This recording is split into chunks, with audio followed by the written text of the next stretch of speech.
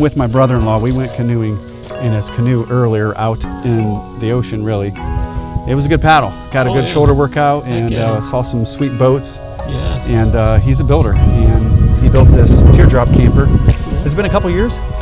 2 years. 2 years. Since I started it, and it's about 85% done. 85% done. So anyways, we're going to take a look at this teardrop camper. We're all super impressed with it and super proud of him. So this is my brother-in-law, Adam, and he's going to give us a tour of his teardrop camper. As he said, it's not completely done, but it got him off the ground, and we are in the state of Maine, Brooklyn, Maine. It can be used for camping now. It is a luxury upgrade from a tent, so that's the whole purpose right now.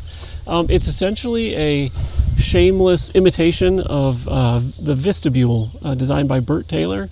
He has a company, Vistabule, that makes essentially these, and I copied just about everything. Did a few maybe unique things, but yep, 10-foot long aluminum trailer. The framework and everything is a framework of basswood, 1.5 thick. All the voids are filled with XPS foam, and then there's 1/8 of an inch Okume plywood skins on the inside and outside, and then there's fiberglass and epoxy all on the outside. This textured paint on the outside is Monster Liner. It's a truck bed liner coating that people tend to, coat their whole Jeep with it, or their pickup truck or whatever, off-road vehicles and stuff like that. It's very durable and UV resistant. This is a missing porch light that is on order because they ran out of the kind with. But you have one on the other side, right? Yeah, so we can see it. We can see it from the other side. I did all the framework with basswood actually, and then just used a router to kind of cut out this whole door jamb. A lot of people will just apply a 1/4-inch piece of plywood around there, but that was kind of a unique thing that I think I did. I hadn't seen anybody else do. And you can see the door here is shaped similarly, so I can use just standard, and it's thick enough so I can use standard door hardware, which is really nice. That's amazing. Meant for two. I'll sit in here. You can get a sense of headroom and whatnot. One of the design aspects of the Vistabule is these large footwells, which I thought were really cool. And it's normal sitting position. The seat is about 18 inches off the floor. You've got this big storage bin in front, 2 storage bins underneath both seats, and the storage bins behind. So much space. You don't really think that it would have this much space, but there's so much space. So I'll show you. I'll fold this up, toss it up there. And kind of one of the unique things I think I did is that Burt Taylor, you can have split bench for his, but I have this a bunch of different adjustment things, so I can essentially move the seat forward or backward, or stretch it out, so make it more of a leaned back type position. Like that's kind of a leaned back, and I can also bring it forward and have it a lot more upright, so if you're doing work. So there'll be a table here, so you could eat or work on a laptop. Each door will have a flip-up table here, and stuff like that. But so tell me about your hinges here. Those are really interesting hinges. Have you ever heard of Jacob's Ladder? It's like a young kid's toy that's a bunch of wooden panels, and they're connected by just nylon straps. And they're very durable, so you can do that over and over again, and they don't wear down. Yep, these are it's a nylon seatbelt type webbing strap. And it allows you to fold it completely 180 degrees either way. And I'll even, I can fold it up like this, completely move it out of the way. Oh, wow. It just slides on these high density polyethylene, I think, plastic things. And it has all these adjustment settings. The back just has a couple of dowels. So when it's all the way out, it won't slide back and forth. And like I said, you can adjust it for seating position. You got a bunch of bins here. There's stored every cavity in the trailer. I dropped a bin for storage. Yeah, wow. Cutouts everywhere. Yep, back here I have doors for all of these lower bins, so there'll be hinged doors so stuff doesn't fall out and whatnot. There'll be a couple of sliding panels, so you can open it up and see through here, and these will be covered for transport so stuff doesn't bounce around and fall out. Right. Or you can close them at night so people can't see through. I've got of course, the Max Air fan, which everyone tends to use with the remote and everything. Imagine this really puts a lot of air through this thing. It does. It's such a small, volume inside that it can really move the air. Got the same, a lot of people use these same kind of trailer vents, which work nice. Yeah. and lights with the USB ports Oh, everywhere. I didn't notice that. Okay. There'll be little cover plates for the wiring access here. Some switches for the porch light and a light here. And these go just a touch system here. There's a little night light or the full light or off. And there's USB connections there as well. So, Fantastic. yeah. Everything. All the windows here, the porthole and the door windows will have screens and little levers so you can push them out and have the screens open, so that'll create even more airflow. And I see my wiring fell down. I've got it tucked in there, and I have to finish tying that up there. But Well, you said that it's about 85% done. yeah. It's both ready of to these, sleep in, which is the important thing. Yeah. Both of these fold and go back out. Right now I have a thick foam mattress, memory foam and egg crate foam here. That doesn't fold up as easily, and while my daughter was here the first part of the week, she flew back home, and so I'm just going to leave that out and open there. If you come back to We'll have to come back to look at that front window because that thing is interesting I'll too. show you the shade and everything. So this hatch, again, will have gas struts to open it. Right now, it's just a manual thing for the moment until I finish that. Yeah, even if it wasn't gas strutted, Yeah. it's still pretty cool. There will be some short walls and shelving here where the gas struts will connect up here and then just push that open and everything. There'll be lighting. These will have cover plates, etc., etc. All the stickers for all the places I go. Oh yes, it's better.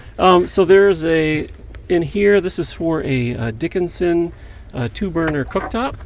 So that'll drop right in there, and it's completely flush and it has a cutting board surface. So if you want, I could use all this counter space. Yeah. Take the cutting board off and set it up here and then cook. I made sure the stove was here because I'll have some nylon wings, they call them, for the vestibule here, which it's far in and it's centered, so you get the most kind of wind protection. And the stove, the fact that it's inset, I think would provide some additional wind protection. And I think it's 11,000 and 7,000 BTU burners or whatever.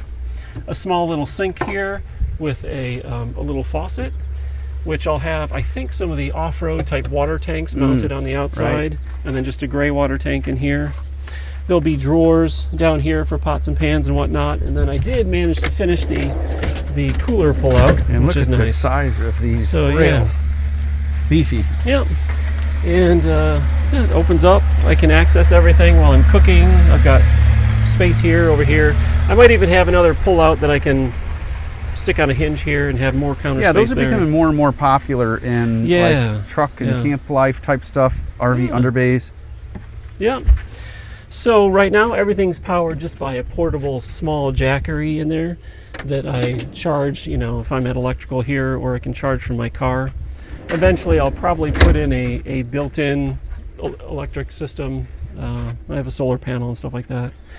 This is vented. I put this vent here and I haven't yet installed the fan, but because this generates heat and everything, I wanted to be able to exhaust all that heat out. Clever. I've yet to see how that works. While driving in the heat at 90 degrees, it was overheating a bit, so I wasn't able to use the cooler the entire time I was driving, keep it cool. I just turned it off. I didn't have much stored in there, so. Since we're on the side here, I didn't show the porch light, but this is on the other side. What he was referring to, missing. Yeah. This is obviously one of the huge draws of this particular design, the vestibule, is this gigantic window up front. I made it as big as I could possibly get it. It's so cool looking too. And it's really nice to just sit here if it's raining outside and you're spending time in the camper and whatnot to be able to see everything. So the good news is it lets in lots of light, but the bad news is it lets in lots of light. Well, the first time I camped with it, I didn't even have this shade installed. But you can pull the shade down. Oh man, look at that! Look at And, that! Just a blackout shade. It's a triple cellular shade, so it even provides quite a bit of insulation and whatnot if it's cold. This frame that holds it in isn't quite finished. Obviously, I'll finish that. It'll be similar to the walls here with urethane and whatnot. This is a really impressive frame that you built for it too. Yeah, I was actually going to do rounded corners. I'm not sure whether I'm going to redo it or not. He's an incredible craftsman. So again, he just got this thing road ready. I have to believe after he's camped in this thing for a year, he will have it all dialed in. So I mean, it's already remarkable. Yeah. Yeah. So you want to have a seat? Sure. So I'm gonna have a seat in this thing. He let me sit in here the other day, and it's just remarkably, like, my legs feel extremely relaxed.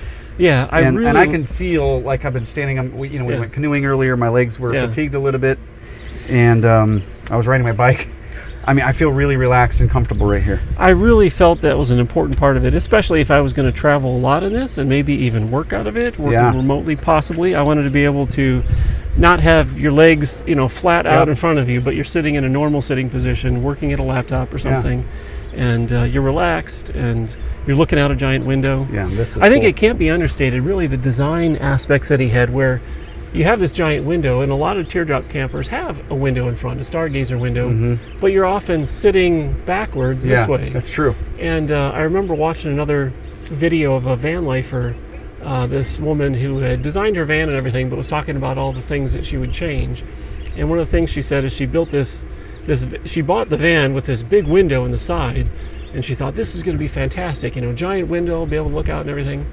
But the way she had to construct the kitchen and the table, she was always staring at the kitchen wall, and the window was behind her, and it was just, you couldn't really configure it elsewhere. And so those little design aspects, which I can't claim, Bert Taylor did all that, were really, I just really found them, that is just right on, So fantastic. we didn't know a lot about this campground, which is a very cool campground. But I can just picture setting this camper, like right here, we're looking out the window at a camper, but I can... Yeah, turn it a little bit. We could have easily turned this if we wanted to, and but I could just picture this camper. This is what you think of when you go camping. Yeah. You look out a window, you could be reading a book right here, and staring. I mean, we are at a spot where you're staring at the ocean. Well, yeah, and the thing is, when you're camping, one of the things that really spoils things is weather, and if, it's raining for 2 days or whatever, being able to at least look out and have a pleasant view rather than you're kind of packed into this little tiny camper without much to do or to look at or anything. So we've got a really nice breeze coming through right now. Yeah, it's good. Yeah. Well, that's pretty cool. And so I asked you about this before. So you have these studs. Yeah. So these are metal studs, elevator bolts that go all the way through the frame, and with nuts on the bottom. So this holds the entire thing down to the frame. There's 21 of them, I think. Just the engineering and craftsmanship of this thing is remarkable. Thank you. Yeah, I painted the entire hatch green. I think what I'm gonna do is, when you close this, if you notice, it's black and then it changes to green. I think I'm gonna paint that black all the way around and bring that all the way around. Yeah. Little details. Propane tank probably mounted here to feed the stove. A lot of people mount them on the tongue. I'll have to see about weight, balance and stuff like that at the time. Weight, you were roughly between 600 and 700 pounds, right? Somewhere around there? Well, my goal was under 1,000 and down to 750 pounds if I could get it. And I think it's around 850 to 900. Okay. I weighed it attached to my car. It was 840 pounds plus whatever the tongue weight was, which was around 100. I'm not sure. Somewhere between 800 and 900 pounds. Yeah. Pretty light. So yeah, one of the whole driving factors of why don't I just buy a Vistabule, right, is that I didn't want to have to buy another car, another tow vehicle, and so the goal was to make it really lightweight, so that I could tow it with my small car, and it is real lightweight. Which was foreign to me, but when he pulled into here, we actually picked up the tongue jack and kind of maneuver this thing pretty easily. I do have electric brakes. I didn't have them set up for the first 2 trips, but I got them working for this trip. Yeah, they work fantastic. So you have to adjust the manual star wheel adjustment, just like, drum brakes. Yep, and he didn't mess around. He put Goodyear Endurance tires on here. This is, of course, a battle-tested tire. I've been using them on our last 2 campers, and they work fantastic. So I really like these hinges. A lot of the first hinges I got were really loose. I even tested them, and then you could move the door and feel it jiggling around, but these are really solid. Yeah, and then the doors have these are your hold faster. Yep, those are the door holds, and they're really nice. They're rigid. You just hook it like that. Undo it real easily. You can close or open even from the outside, which is nice. It is a well thought out camper, that I will say. Thank you. Very cool. Well, thanks for showing us that. And I think other people might be interested in seeing something like this. And you mentioned if somebody wants to build something like this, you would go to a website? Yeah, well, there's several. Teardrops and Tiny Travel Trailers, tnttt.com or .net, I forget what. You could Google it and probably find it. There's a Facebook page with the Downriver Teardrop Builders group. I need to get my sticker, the I built it myself sticker to put on here, so I'm looking forward to that. Yeah. And how long did it take you to build this? We briefly mentioned it when we started the video. Yeah. It took about 2 years so far, and it wasn't every single weekend. That was kind of slow. Hey, I'm going to work on this here, I'm going to work on this there, and just taking it as it comes and stuff like that. But not everybody has, like, not everyone's like you. You've had people along the way, hey, can you build this? Can you build this? Well, a baby crib here, a bookcase there. Yeah, I counted 5 different projects, an entire library's worth of bookcases. That was huge. This is not a small bookcase, by the way. Yeah. Floor to ceiling, 5 of them. A baby crib, a bunk bed. A loft bed for my granddaughter. A special knife for my son-in-law. Yeah. And then 3 more knives for the rest of my kids to finish out the set. And then, a baby crib. So you probably could have built this in 9 months to a year. Yeah, it would have been. Without the other projects, maybe.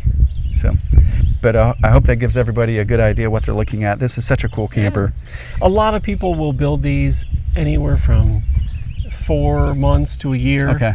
For, I don't know, $3,000 to $7,000 or so with random materials. I went a bit overboard with materials and time. So you also took on things that maybe other people might not do, like the aluminum frame. You learned how to do some welding on your own. And I wanted to learn how to weld aluminum, and I did that. I noticed I just scratched it right there. I don't know where that came from. Well, that's new. You will end up with things along the way. That's what will make it your own. Yep. But yeah, you learned how to weld aluminum, and it wasn't like you just watched YouTube videos. You actually had a coach along the way, and you did some test welds, and you brought it to him, and you guys tested it. So I did watch a lot of YouTube videos, but also my dad has a longtime friend that's a master welder, and so I did a bunch of test things. I destructively tested them. I brought them to him and had him, coach me on a few things, welded stuff in front of him, and brought him the trailer. Hey, does this look good? As far as design and strength wise and whatnot. Well, I think that pretty much summarizes it. All right. And thanks for showing us a tour of your camper. Absolutely. Happy camping.